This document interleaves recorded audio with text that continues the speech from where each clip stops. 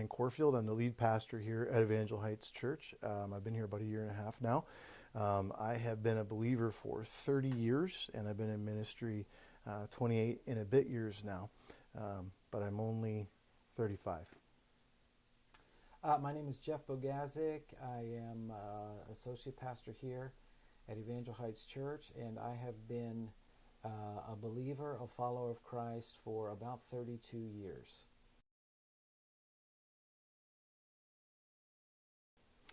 We had a good conversation about this. I've been asked this question a lot of times. I've dealt with people where I had 2 girls in a youth group who came home and their mother, 3 girls, and their mother was dead. I lost my father when I was 26 years old to cancer. The reality is there's 2 very distinct realities. One, we live in a world that has fallen, from our definition of Christians, from the picture that God had for it. The second thing is, and this is hard for people to understand sometimes, but God granted us choice. And although he's, all powerful, all knowing, and he could force us to do whatever he wanted, he has recused himself and said, I'm not going to do that. I'm going to give you choice. So an illustration I use oftentimes is you've got a family like Pastor Jeff's or mine, and we're loading up our van to take our kids out for the day. At the same time, a guy named Rick chooses of his own free will to go to a bar, to sit down and to have drink after drink after drink.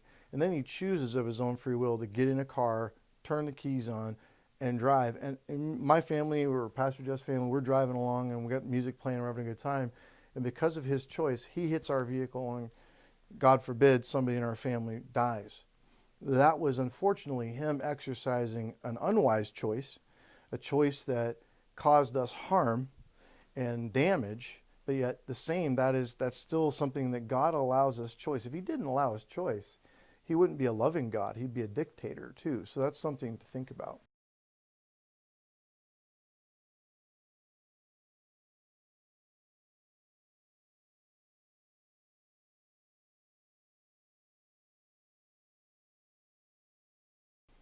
It's a multifaceted question, and I'll take part of it, and then I'll let Pastor Jeff dive into the other half of it. First of all, the Westboro Church, they don't speak for all of Christianity. Not everybody in my mind that says they're a Christian necessarily is or represents what we believe. I don't think that their approach or their actions represent what I hold true as a believer. Their protests are in anger. Their protests are usually very condemning in nature. The reality is that we serve a God that is wanting, and people have a really weak picture of grace, but grace is very powerful. Grace convicts us of the things that we do wrong. At the same time, it loves us to come close. And so Westboro, they are controversial. I pastored in an area where they were going to come and protest a military funeral, and the state police stopped them from coming.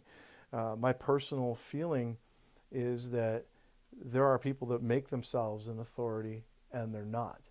So that's kind of the first kind of tag on that. The second is that Old Testament especially, the price for several sins was death, not just that one. And the Old Testament, God was trying to show the price of sin always was blood, always, which Pastor Jeff mentioned already. In the New Testament, when Christ went to the cross, he shed his blood forever. So that Old Testament Levitical law doesn't apply now. We don't even view it that way in the New Testament. Our role is to love them just like we would anyone else, and try to help them through their journey. So I've kind of gone down a bit of a road, but I know that my concern in the dialogue of this issue is that I want to stay true to the picture of grace. Grace can bring people. I've worked with people who were, in a homosexual lifestyle to overcome some of the struggles they had. I know a few that actually, God ministered to them, and then they no longer call themselves gay. So there's all of those. It's a really that's a loaded, multifaceted question, to be honest. So again, not enough time to cover it all, but that's a snippet. Yeah, I would say that the Westboro Baptist Church to me does not represent my understanding of Christianity. And let me clarify. I believe that Christianity is represented by one picture, and that's the picture of Jesus Christ. Bible says he's the revelation of God. The Bible says he is the exact representation of God's being. And when we look at Christianity, we have to measure it up against the standard of Jesus, and in particular, Jesus doing one thing: opening up his arms, giving his life, and dying on the cross. And so every time we see somebody representing Christianity, we have to ask ourselves, does it look like that? And if it doesn't look like that, then it's not Christianity. And so I don't accept that that is my perspective of what Christianity is, because Christianity is characterized by what I would call a radical grace. So first and foremost, I think that's important. Second, we don't hear in our perspective take all of the Old Testament and realize that we're under that law. There's a new covenant in the New Testament with the coming of Christ, and so I would say that a lot of the Old Testament it has been changed in light of the New Testament revelation. And then the third thing I would say is this: what did Jesus do when people were sinning? When the woman was caught in adultery and they brought her and said, hey, the Old Testament commands that we stone this woman. She was caught in the act of adultery. What do you say? What did Jesus say? If there's anybody without sin, throw the first stone. And I think that's the way we should look at this. It's very easy for us to pick and choose people that have sinful issues that may be different than ours. But guess what? We all have sinful issues. Jesus linked adultery with lust. And he said, if you lust after a woman, you have already committed adultery in your heart, and you're just as guilty. And so to try and pick and choose different sins and say, oh, you're guilty for this, or you're guilty for that, or you're guilty for this, I think that we go down the wrong path. I think we need to go down the path of love and grace, and I think we need to look at, as I would say, I think we need to look at the planks in our own eyes and try to deal with ourselves and not start picking specks out of other people's eyes. And so that's the kind of Christianity that I think is beautiful, and I think that could be a very welcoming thing to people who sometimes look at it from a different perspective. I think too, if you look at a great example today, if you were in an Islamic nation and you were an open professing homosexual, you'd be killed. We're not doing that as Christians in America or in any other nation. We're not executing people who say they're homosexuals. I know lots of churches where the pastors minister to those people specifically, reach out to them, try to love them, and show them that, you know what, there's another way if they choose to go that way, and it's available to them through relationship, through grace. I wasn't born a Christian. Pastor Jeff wasn't born a Christian. We all got stuff. Every one of us has stuff. You're watching this video, you got stuff. So we're all worthy of one thing, and that's death. None of us is worthy of the gift of life that's been given to us. And I think that the issue of the cross that Pastor Jeff brought up just keeps coming back to the forefront. The cross is what gives us the ability to sit here, not our education, not our skills. It's the fact that Jesus paid that price for me, so I don't have to pay it.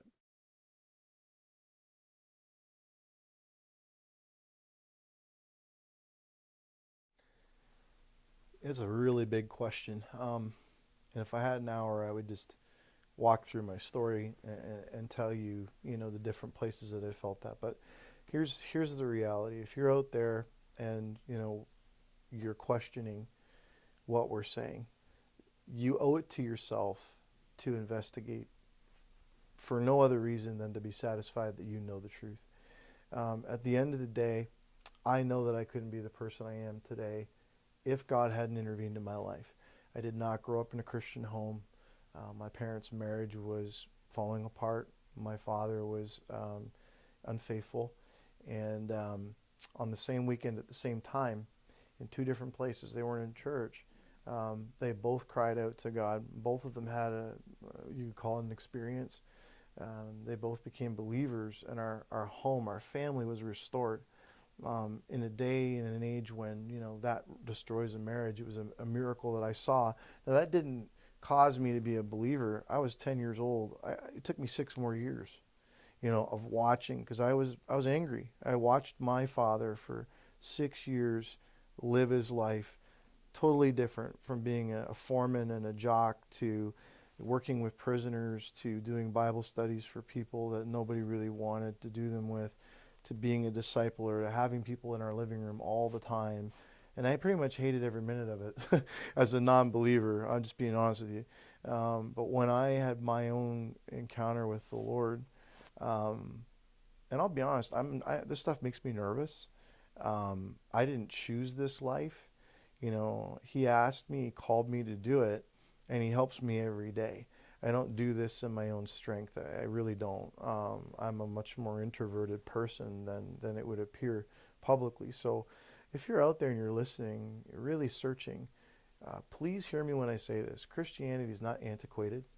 It's not about some of the institutions that you see. And I think Christianity as a whole is going through two things. One, institutional Christianity is dying.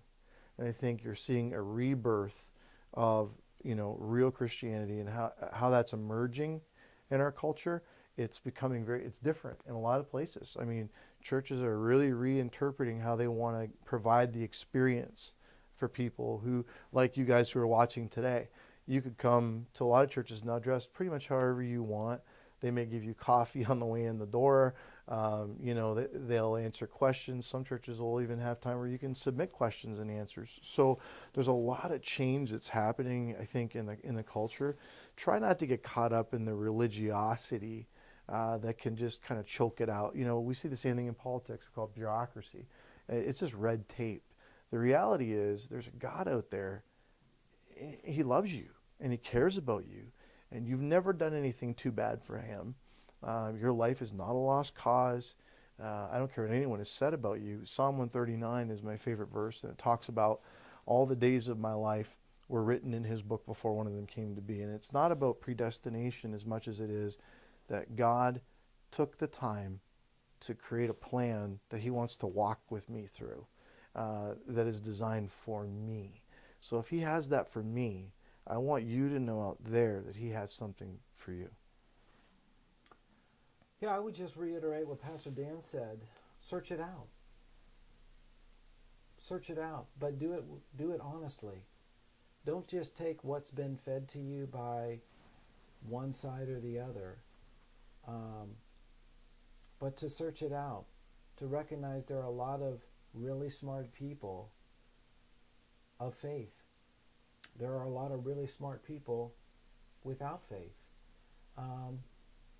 But I think if you search it out with an honest heart and you are open to what God might do in your life, I believe you'll find him. The Bible talks about if we seek him, we will find him. But when we search for him, we have to search for him, with an authentic heart, right, with an open mind. So I would say if you're searching, if you're seeking, there's a lot of turnoffs about Christianity, especially American Christianity. A lot of turnoffs. There's many times that I've tried to disassociate myself with American Christians because I think a lot of the stuff that comes out, the Westboro Baptist and stuff like that, I think does disservice to the name of Christ and has nothing to do with what Christianity is really about. But I do believe in biblical Christianity in a specific way that champions the beauty of the Lord Jesus Christ. And if you're searching for that, I encourage you to do that with an open heart and an open mind. Revelation 21, then I saw a new heaven and a new earth, for the first heaven and the first earth had passed away, and there was no longer any sea. I saw the holy city, the new Jerusalem, coming down out of the heavens from God, prepared as a bride beautifully dressed for her husband. And I heard a loud voice from the throne saying, "Look, God's dwelling place is now among